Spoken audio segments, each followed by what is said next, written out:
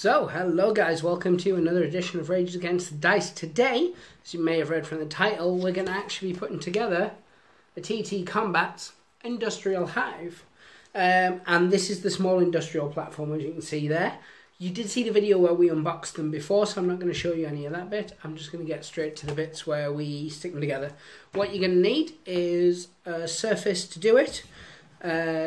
Flat table works perfectly. I tend to use our dining room table because it annoys my partner profusely. Put down a cutting board, some cardboard, some newspaper, so if glue gets spilt it won't matter. You'll need your craft knife, some clippers just in case. You're going to need a PVA based substance or wood glue or something like that. And for speed I tend to use a gel based super glue. Unless you can just buy a pack of loads of them. If they run out, it absolutely doesn't matter. You'll also maybe need some files and some kitchen roll on hand in case of any mess or spillages or that kind of thing. Some people use elastic bands. I find the MDF doesn't really need it. Normally I wouldn't use super glue at all. I just use the PVA. But for the quickness of using this and a time-saving way of showing you guys how to build it, I'm going to be using, as I said, the super glue for it. What I'm going to do is I'm just going to unpack all this and then we can get into it. I can show you how to remove it from its frame and then we'll take it from there. Cool? So here you have it.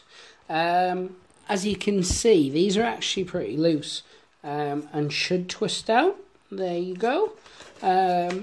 Sometimes that's not always the case. You can see here on the back the laser burns have gone right through. Very, very occasionally that won't happen. You're going to need to use more craft knife based action on it, and I'll show you whereabouts that would be. So you can see just this little section here, there's a tiny little tab, and what you would do is you would just take your craft knife and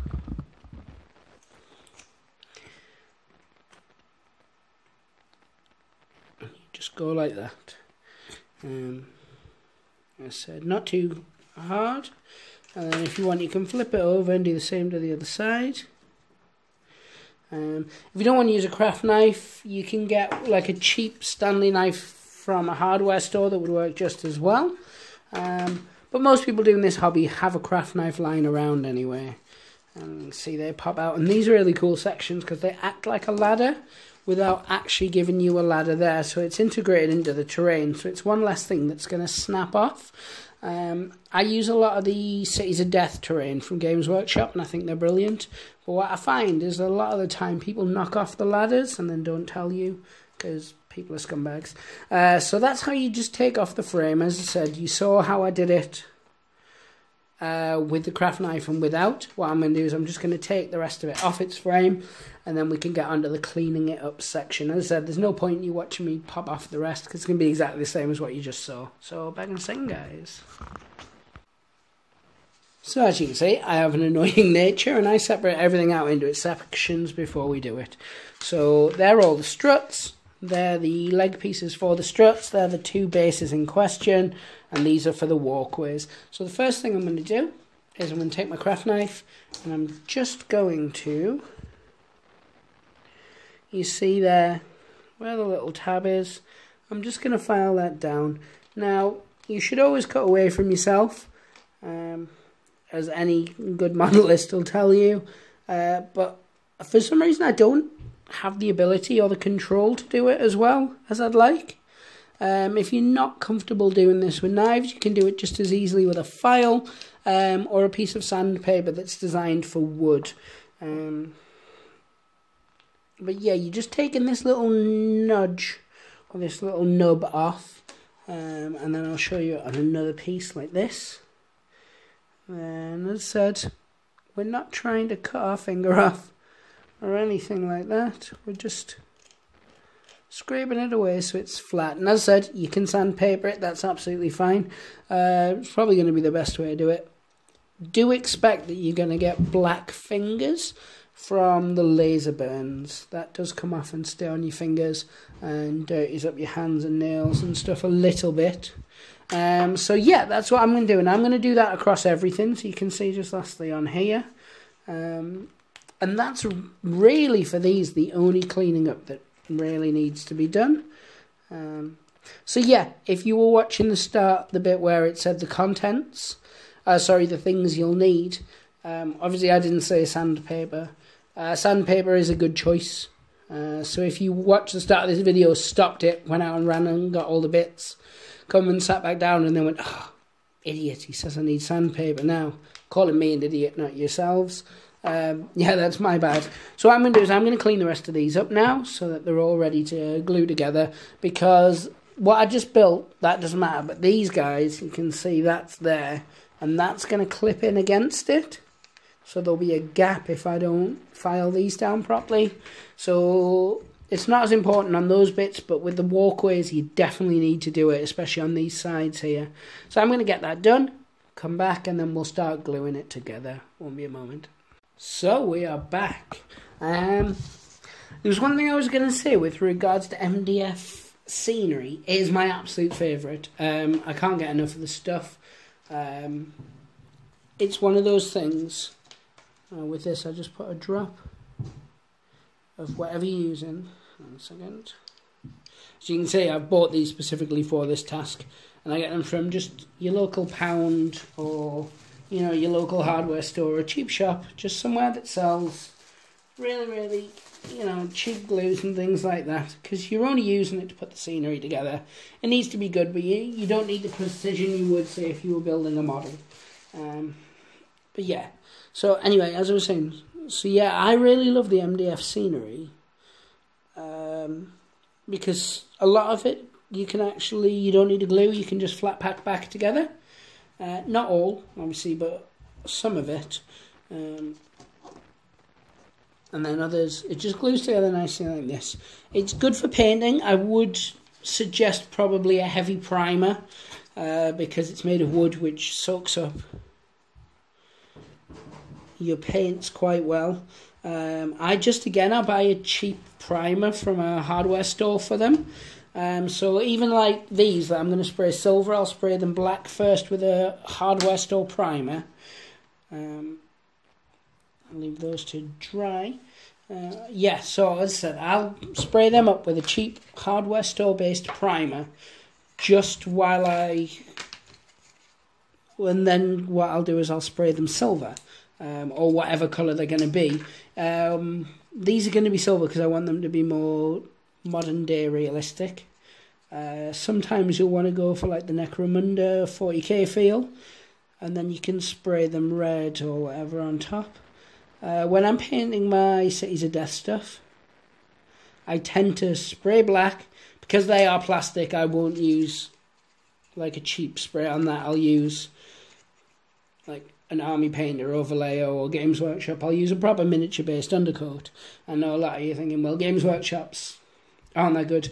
I still really like Games Workshop's black spray. Not a big fan of the white, and I've recently gone off their purity seal quite largely. So yeah, with this, you've just put glue along the edge, and you're just holding it together. And as I said, this is what I was saying about an elastic band would be. Some people use elastic bands, and you'd glue the other side on, then you elastic band up and leave it. But yeah, so that goes on, and then what I do is I put the other side on, and then I'll just leave it to rest like that. You can pop it like that if you want, and leave that to dry. But yeah, so in terms of, I'm tangenting, I know, but in terms of MDF Scenery, I find it's the best. When I'm painting my Games Workshop scenery, like the Cities of Death stuff, I'll spray it black. I will then spray it silver, and I will then spray it the colour that I want it. When I'm dry brushing, I will do some heavy dry brushes to try and take off, for instance, if I've spray painted it red, which I'll usually use the Games Workshop sprays for that. Because they're not an undercoat. As you read on it, it's paint, so it's just like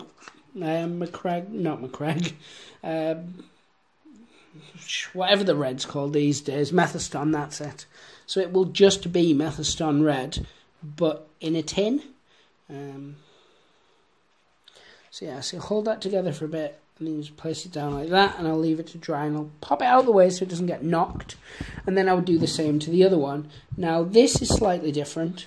in terms of, because you have two pieces, you have this, and they're identical, I think. No, maybe not. So let's work out. One good thing about these is you can always find the instructions on the internet, on TT's website. So yeah, you'll see there, the ones with the smaller tab interlock with the bottom bits, and that's because that's then going to go on top, which is this way. And they'll link in like that, so it works quite well. So yeah, when you're building those, tabs like this on both sides is the base bits. Tabs where it's like that on one side and this on the other is the middle section. And yeah, so we'd just glue that to there, same on the other side, leave that to dry, and then I would do the same with the next section. So what I'm going to do is I'm just going to put this bit to this bit, and we're going to come back once that's done and dried, and we can start working on the next section.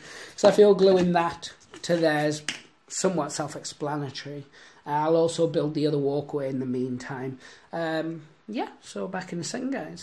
So as you can see, our walkways are now dry. A few little bits. Other than that, they're ready to just... I usually leave them overnight before I start doing anything with them, just in case. And then over here, I built this. Now, the way I did it was, you saw me glue those to those. I then showed you how they dry fit to this. And I just put glue along the corresponding areas that touch together. You know, I did feel that having you guys sit and watch me put that together would be somewhat tedious in terms of it. So it was more just about how it all fitted together, showing you how I get them off the sprue, that kind of thing. So I glued these two bits to this, then I glued these two bits to that. I left them both to dry, and then what actually happened was I glued them both together and then realised I was meant to show you guys in the video. So my apologies there. But yeah, it's very simple and very basic. Just goes together. What I would say is if you're using super glue, it will dry a lot faster. If you're using PVA or wood glue, and wood glue is my preference, it will take a lot longer to build because you'll have to wait for drying times. What I like to do in the meantime is I'll usually be working on 2 bits at a time. So maybe while I'm building this, I might also be building a separate pack of the walkways, or the industrial office and large platform, for instance, just to give you the differences between the, to give you something to do while the other one's drying. Especially one of the big sets, quite good because they come with multiple different sets within them. So if you were to buy the big industrial Hive, for instance, you could be gluing together the generators while you wait for the main part of the industrial office to dry, for instance. So while you're waiting for this to dry, you could be filing off the bits for the walkways. You know, there's no set fast way that you must do it in this order. But yeah, so that's it. What I'll do is I'll just show you guys the mix of them together, and then as always leave those to dry, and then I'm going to spray them, and we are going to do a separate video on how to spray undercoat and get the base coat on your MDF Scenery, because as I said before, it does absorb the paint a little more than some of the other things. But yeah, so that's all it is. Start off, you need your equipment to hand, then you need to chop off all your bits, then you need to file off the excess either with a file, craft knife, sandpaper, whatever you would normally use. Then you separate your bits out into their different structures for ease. That's my personal preference, you don't have to.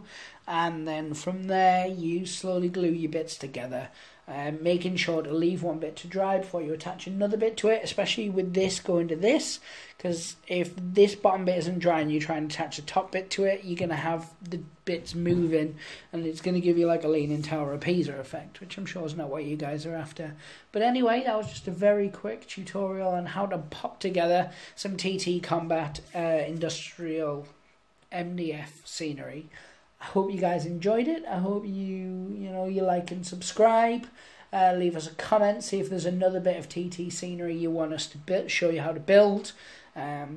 I will post the link in the description below for how to, or where the instructions are on TTCombat's website. So if you want to build them yourself, you've got the kit but you don't have the instructions, because some come with the instructions, some don't. It depends on the age of the kit and I think the detailedness of the kit, but I'm not sure. I know some of the Batman based Gothic scenery we have comes with the instructions inside, some didn't. But yeah, so to summarise, that's the stuff we use, that's the steps we take. If there's any you want to see, let us know. Subscribe, like, all that shill stuff. Check us out on Instagram, Twitter. And then finally, we love MDF Scenery. We think it's really, really good for the most part. That's not to say I don't like scratch-built scenery. I do, and we're certainly going to be doing some more stuff coming up on that. How to build some basic hills, how to use household objects. Not as in I'm using this book to represent a hill, but as in some things that you would normally maybe recycle, or stuff from packaging, you know, that you can make different things from. Little things like it's a shop called Hobbycraft, but it's our local craft store. There's loads of different things you can pick up from there that are really good, especially if you're playing like the Doctor Who game and you want alien-based looking scenery. You can pick up some good trees, you can pick up some good moulds and stuff like that for making train-based scenery. A lot of the moulds for like the hills and the tunnels and stuff, where you just pour plaster of Paris in and leave it to dry, or you pour like a cementing agent in and leave it to dry. They're really good for wargaming because they don't have to be size-specific with things like hills. You know, if you want a hill in 28mm, might be like a mountain or an impassable bit of terrain in 6mm, as long as you're not putting trees and stuff on them. But yes, so that's it. I'm going to end with that. I've babbled enough. Check out your local hardware and craft stores to find inspiration. I would check out, as I said, TTCombat's one, Red Bean Designs is another, there's Sarissa, there's loads, there's too many to mention. But if you're looking for MDF Scenery for a specific type of game, certainly type it into your Google or whatever search browser you use. If you don't use Google, weirdos. And it'll come up with some in your area. So for instance, if I'm looking for Batman scenery, I might type Gothic 28 to 32mm MDF Scenery UK. And then it'll usually bring up the UK sites first. But yeah, it's not a video on how to use Google. Thank you guys very much as always. Pray to the dice gods and hope they smile upon you. Take care.